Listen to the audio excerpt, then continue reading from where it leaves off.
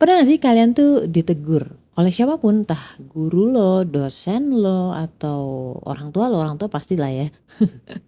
Terus misalkan ditegur oleh bos, atasan, even temen lo.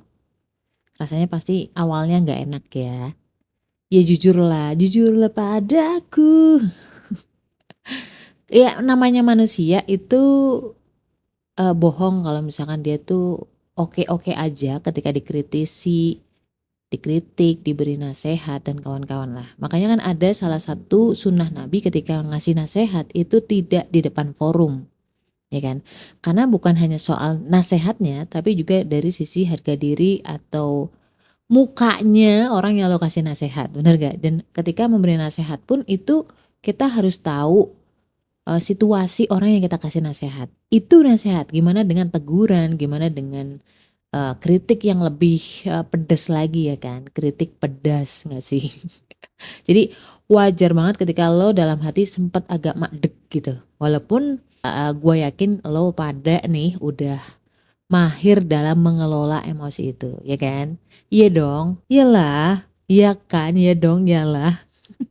Secara batiniahnya makdek itu biasa, tapi bagaimana cara menyikapinya, beda orang, beda watak, maka akan beda juga outputnya atau sikapnya ya. Nah ngomong-ngomong soal teguran nih teman-teman, ketika umroh kemarin sempat kena teguran dari Allah. Seperti apa tegurannya dan gimana gue menyikapinya? So don't go anywhere, I'll be back soon di part 2. Judulnya apa sih kemarin? Perjalanan umrohku part 2, teguran dari Allah. Assalamualaikum, gimana kabar lo? Alhamdulillah. Apakah lo lagi ngerasa kesepian atau sendirian? Kenalin, gue Ria Marliana, teman healing lo di podcast Self Healing. Di sini kita bakal ngobrol bagaimana sih belajar berdamai dengan luka, tentu aja atas izin Allah Subhanahu wa taala. Semoga Allah sembuhkan lukamu, ringankan bebanmu dan kuatkan hatimu. Singkat cerita bahwa kemarin kan gue sempat sakit, akhirnya gue nggak bisa secara optimal mempersiapkan physically ya kan. Secara fisik gue nggak terlalu siap actually sebenarnya, jujurly. Tapi gue berdoa sama Allah mudah-mudahan Allah lancarkan. Pada hari hanya keberangkatan gue kan berangkat dari Jakarta tuh. Jadi gue ada perjalanan dulu, tolong. Subhanallah. Jadi gue ada perjalanan dari kota gue, tempat tinggal gue ke Jakarta. Itu butuh waktu kurang lebih sehari lah ya. Kalau ditanya apa sih yang paling berat ketika umroh itu gitu ya. Karena umroh itu kan ibadah yang bukan hanya secara duitly ya kan. Materi lah maksudnya. Bukan hanya secara mentali gitu kan. Tapi juga secara keberserahan. Jadi gue paling berat adalah ketika ninggalin anak-anak. Itu hal yang terberat yang mungkin pernah gue rasain. Jadi ketika gue umroh, gue naik pesawat ya kan kurang lebih 9-12 jam. Nih jujur banget nih gue punya semacam bukan hanya kekhawatiran ya, lebih tepatnya ke anxious ketika naik pesawat. Itu dari dulu mau sesering apapun gue naik pesawat ya kan, gue tetap ada perasaan khawatir. Ya beda lah perasaannya ya kan ketika naik kereta api atau naik mobil, tetap beda walaupun sama-sama punya resiko naudzubillah kecelakaan ya kan. Tapi kita tahu bahwa ketika naik pesawat, ketika ada sesuatu yang tidak kita inginkan, itu kan kemungkinan kecil bisa selamat, bener nggak? Dibandingkan dengan yang lain-lain lah. Walaupun semua kembali lagi kepada Allah. Nah itu ketika gue berangkat ninggalin anak-anak, nah itu tidak mudah buat gue. Tapi gue berusaha untuk ridho. Gue berusaha untuk menyerahkan bahwa gue nggak punya apa-apa, even anak-anak gue pun bukan milik gue. Tapi udah bismillah, kita mantepin hati. Kita nggak pernah tahu apakah kita bisa balik lagi ke rumah atau enggak. Nah disitulah poin terpenting gue adalah kita tuh sebenarnya nggak punya apa-apa. Even anak kita, suami kita, itu semua milik Allah. Dan harus lo serahin itu semua kepada Allah ketika lo berangkat umroh. Singkat cerita gue naik pesawat, di pesawat you know what, ketika yang lain bisa pada tidur, bahkan ada yang ngorok. Gue lupa di antara 3 jam atau 5 jam, yang pasti gue tuh sampai sempet hampir panic attack. Gue gak pernah terbang naik pesawat itu lebih dari 1 jam. Jadi mostly pasti 1 jam, 1,5 lah. Udah turun kan. Nah ini udah lebih dari 3 jam gue gak bisa tidur. Padahal ngantuk tapi gue gak bisa tidur. Dan rasanya tuh kayak detak jantung deg-degan banget waktu itu. Berdebar-debar banget. Padahal udah sholawat, udah mencoba baca ini, baca itu gitu ya. Makin deg-degan, makin sempit aja gitu. Dan nggak bisa tidur. Cuma gue mikir, kok orang-orang pada bisa semudah itu sih molor gitu. Gue kok enggak gitu. Akhirnya gue coba nyalain rekaman murotal. Karena mungkin udah kondisi ngantuk, tapi alhamdulillah ketika mendengar murotal itu bisa lebih tenang, detak jantung lebih mulai stabil dan bisa tidur. Alhamdulillah. Jadi gue sempat tidur kurang lebih 3 jam kayaknya. Turun di Mumbai, transit sebentar banget, kita langsung turun, langsung diarahkan ke pesawat menuju ke Jeddah. Karena waktu itu kan kita udah telat nih Joy, ya kan. Jadi harus cepet-cepet. Sampainya di Jeddah yang harusnya malam hari nih sampainya, itu kita karena terlambat. Jadi sampai sana tuh pagi hari. Jadi jam 8 kita berangkat dari Jeddah ke Madinah. Ya hikmahnya kita terlambat, ada delay gitu ya. Kita bisa melihat perjalanan di siang hari. Kalau di Indonesia ya, kalau di Indonesia di Jawa terutama, itu kan ketika kita jalan tuh banyak rumah samping kanan kiri ya kan. Banyak pom bensin, dikit-dikit ada warung. Kalau di sana men, itu bisa dibilang yang rame itu Jeddahnya sama Madinahnya. Jadi hampir sepanjang jalan tuh kayak nggak ngelihat ada kehidupan. Satu dua aja, dan you know what, dari lebih dari 380 kilo deh kayaknya. Pokoknya perjalanan jam 8 sampai sana jam 12 atau jam 1 siang. Itu lu kebayang gak sih bahwa Rasulullah itu hijrah, Rasulullah itu menyebarkan agama Islam itu di tengah padang pasir yang gersang seperti itu, batu-batuan, aduh, jalan kaki, naik unta, seberat itu loh. Dan beliau tetap melaksanakan itu demi cintanya beliau kepada kita, agar dakwah Islam itu sampai ke telinga kita saat ini. Dia agak merinding di situ gua. Masuk ke kota Madinah, terutama di area haram, area suci ya. Di Madinah kan ada area yang haram, itu ada tandanya, ada gerbangnya. Hawanya, vibe-nya tuh beda banget. Anehnya ketika gue sering traveling gitu ke kota-kota gitu ya, ke kota lain selain kota rumah gue, ke kota tempat tinggal gue. Di setiap kota itu gue nggak pernah sekalipun merasa itu adalah rumah. Selalu gue kangen rumah.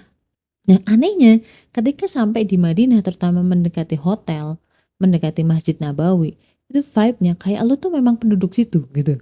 Lu merasa bahwa itu adalah rumah. Gitu gak sih rasanya? Pernah nggak ngerasain itu? Nah itu yang gue rasain. Walau alam ya kalau teman-teman yang lain. Tapi aura nyaman, tenang. Ya mirip-mirip ketika bulan Ramadan di kampung. Nah kayak gitulah. Hawa-hawanya kayak gitu. Dan Masya Allah, alhamdulillah kita tiba dengan selamat. Gua itu sekamar dengan 3 orang lainnya. Jadi satu kamar tuh isinya 4. Ada salah satu yang udah usianya di atas 65 tahun. Kalau dari penglihatan gua nih, mungkin sekitar 70 tahun lah. Udah agak sepuh memang. Nah dia bareng sama anaknya sebenarnya. Tapi anaknya kan cowok ya. Jadi dia tidak bareng dengan anaknya. Dia ikut sama kami. Ada satu lagi yang dia masih sangat muda. Mungkin selisihnya, kalau sama gue mungkin sekitar 10 tahunan gitu kali ya. Ya 6-10 tahun gue lupa tepatnya. Tapi intinya dia jauh lebih muda dibanding gue. Dan dia pengantin baru. Ya cewek lah, masa cowok. Kan sekamar cewek semua. Nah satu lagi ibu-ibu, ya dia cukup aktif.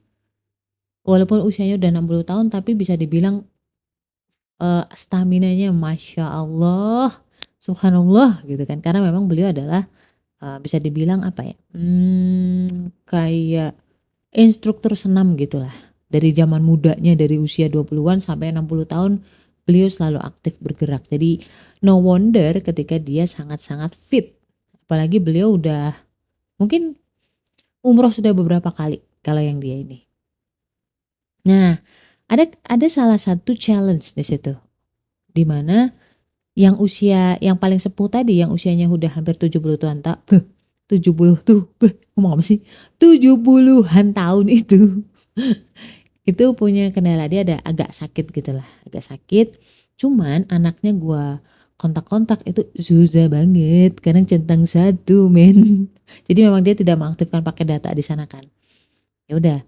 Nah, di suatu hari waktu itu tuh kita sampai bilang, "Ibu, istirahat dulu deh." Jadi dia nggak ikut ke Masjid Nabawi waktu itu. Akhirnya kita bertiga doang nih yang ke Masjid Nabawi. Nabawi. Akhirnya kita bertiga doang yang ke Masjid Nabawi. Cuman anaknya gue kontak tuh nggak bisa. Gue nggak tahu dia di mana ya kan. Dia juga nggak mencari tahu ibunya seperti apa. Gue jujur di dalam hati tuh kayak gedeknya bukan karena gimana-gimana ya. Gue tuh nggak suka sama orang yang nggak amanah gitu. Tapi waktu itu gue berusaha untuk udah positive thinking, positive thinking. Subhanallah, subhanallah. Ketika gue nggak bisa berpositif thinking dan mencari uzurnya apa gitu kan. Ya udah aku cuma bisa bilang subhanallah, astagfirullah ya Allah. Kok ada anak kayak begini gitu kan.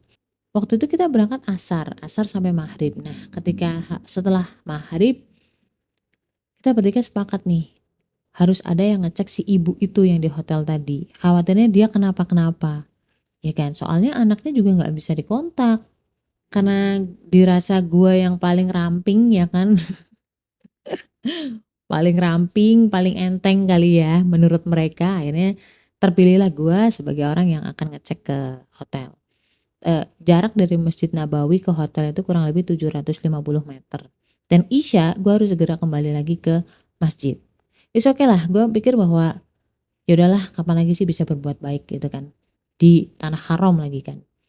Ketika gue menuju hotel, gue pakai jalur lain. Berusaha untuk memotong jalur pakai shortcut. Bisa kan? Sebenarnya bisa. Gue udah nemu tuh siangnya sebenarnya. Gue cobalah pakai jalur yang itu. You know what?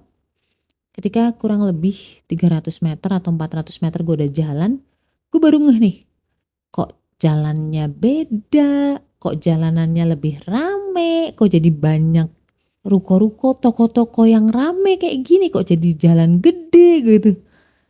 Waduh, gue nyasar nih gitu kan. Bukalah gue map, deng-deng, buka map mengarah ke hotel gue. Justru mapnya itu ngikutin gue. Harusnya kan gue ngikutin map ya. Enggak, mapnya tuh nggak mau nunjukin jalannya, dia justru ngikutin gue kemana. Nah itu yang dia ikutin gitu, lucu banget dah. Padahal semua aplikasi termasuk WhatsApp, even YouTube nih teman-teman, itu berfungsi lancar, no issue. Tau nggak? Satu-satunya yang bermasalah adalah Google Map. Seketika itu juga Allah ilhamkan ke dalam diri gue untuk berpikir gini, astagfirullahaladzim, bisa-bisanya sebelum gue sampai di Madinah, gue itu bergantung kepada Google Maps dan paket data. Harusnya gue tuh bergantungnya sama Allah. Jadi sebelum gue sampai ke Mekah, gue sempat ngebatin gini, wah tenang aja lah kalau misalkan nanti udah di Mekah atau di Madinah, gue hidupin paket data, mana-mana tinggal pakai Google Map, gampang. Dominan, tenang karena ada paket data dan ada Google Map. Dan gak sampai 5 menit kemudian gue udah paham nih gue di mana dan kemana arah hotelnya. Tanpa bantuan Google Map. Karena apa? Useless waktu itu. Gue gak ngerti gimana lah ceritanya. Pokoknya intinya Google Map itu tidak menunjukkan jalan yang seharusnya. Dan disitulah gue merasa bahwa ini teguran dari Allah. Tapi disitulah aku merasa bahwa Allah itu sayang sama gue. Peduli sama gue. Dan ngajak komunikasi gue. Bener gak sih? Jadi ketika kita ditegur oleh siapapun itu, ya itu adalah tanda mereka peduli sama lu. Dan ketika mereka peduli sama lu, berarti dia care sama lu. Ya sama ya, peduli sama care. Berarti dia sayang sama lu. Ketika sampai ke hotel, alhamdulillahnya si ibu itu tidak apa-apa. Jadi gue segera kembali lagi ke masjid. Gue kembali lagi pakai jalan yang sama dan gue menyadari bahwa kenapa gue sampai tersesat, karena gue mengambil jalan belok kanan ya, waktu itu belok kanan. Mengambil tikungan itu terlalu dini. Harusnya tikungan yang kedua yang gue belok, harusnya tikungan kedua yang gue ambil. Nah di tikungan yang pertama gue udah belok duluan. Apapun penyebabnya, tapi Allah sudah menakdirkan gue sampai hampir tersesat. Dan alhamdulillah gue bisa kembali lagi ke jalan yang benar dengan hikmah atau lesson bahwa bergantung itu sama Allah. Yang lain itu hanyalah sebuah sarana. Allah mau tolong lo dari manapun itu suka-suka Allah. Paling itu yang bisa gue sampaikan ke gue. Paling itu yang bisa gue sampaikan. Jadi buat teman-teman yang mau umroh, fokusin ke Allah, berlatihlah untuk tawakal kepada Allah. Assalamualaikum warahmatullahi wabarakatuh.